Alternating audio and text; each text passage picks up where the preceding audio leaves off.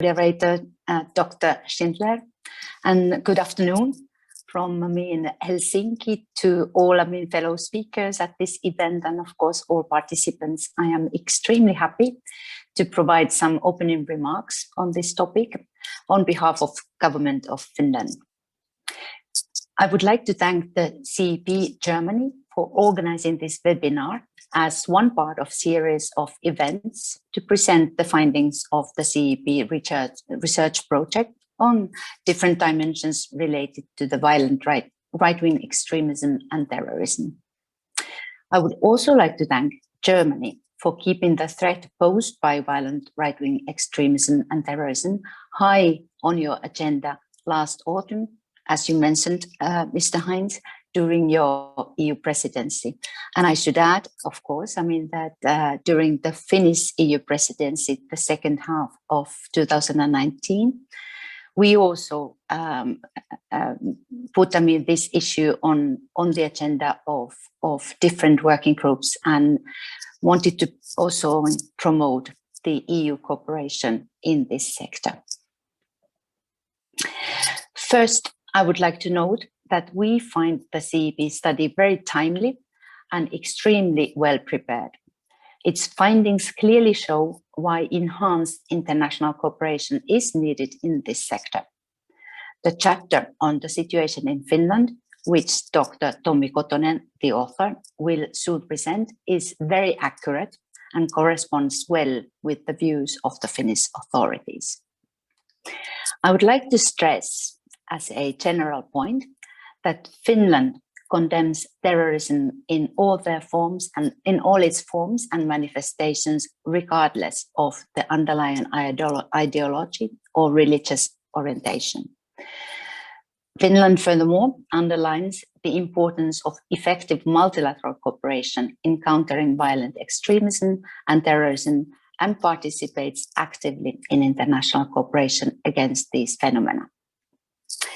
While the European Union, of course, is the key political and operational environment for us in the fight against violent extremism and terrorism, Finland is fully committed to implement the UN Global Counterterrorism Strategy and the Secretary General's plan for action to prevent violent extremism, as well as other international obligations. Our National Counterterrorism Strategy and Action Plan on Preventing Violent Radicalization and Extremism, which are regularly updated by the government, are in compliance with our EU and international obligations and commitments.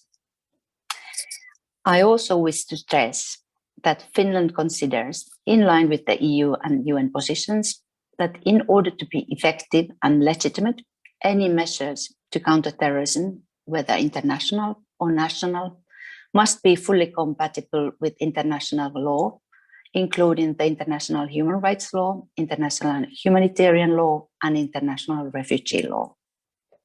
All these are relevant in addressing the threat posed by violent right-wing extremism and terrorism too. The latest overview of the Finnish Security and Intelligence Service on the threat of terrorism in Finland, published in the end of October last year, notes that the threat of far-right terrorism has grown in West, also in terms of an increase in terrorist attack projects that seek to maximize casualties. International far-right online groups and messaging on social media platforms reinforce the transnational character of the extreme right, in addition to other forms of the transnational connectivity, of course. Individuals who support or sympathize far-right terrorist activity have been indeed identified in Finland, as the CEP study and the chapter on the situation in Finland shows.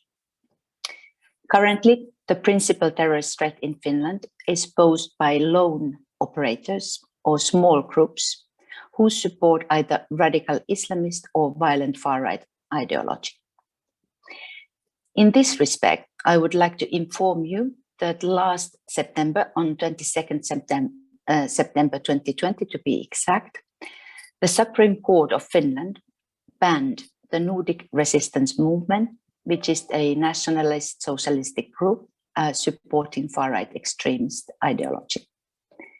According to the Supreme Court, the goals and activity of the association were contrary to the principles of a democratic society.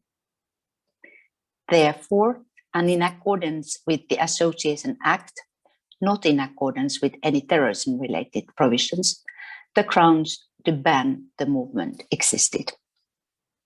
The Supreme Court thereby upheld the rulings of the lower courts in this case.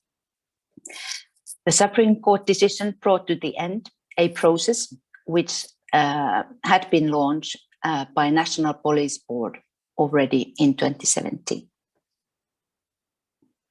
I should note that banning an association in Finland is a very unusual measure and requires strong evidence to prove that the activity violates the basic values to the extent that enables the authorities to interfere with the freedom of association.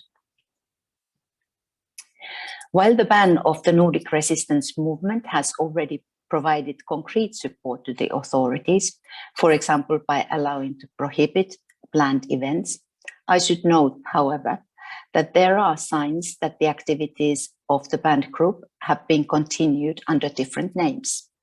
For example, a group called Towards Freedom. One important area of future work at international fora would be, to our mind, to try to agree on the definitions and of the concepts of violent right-wing extremism. Now it seems that we are faced with the different concept used depending on at which international context we address this threat. Finland is working on this issue of definitions with our European partners and also very closely with Sweden as, of course, overall in the fight against this phenomenon. Thank you very much for your attention.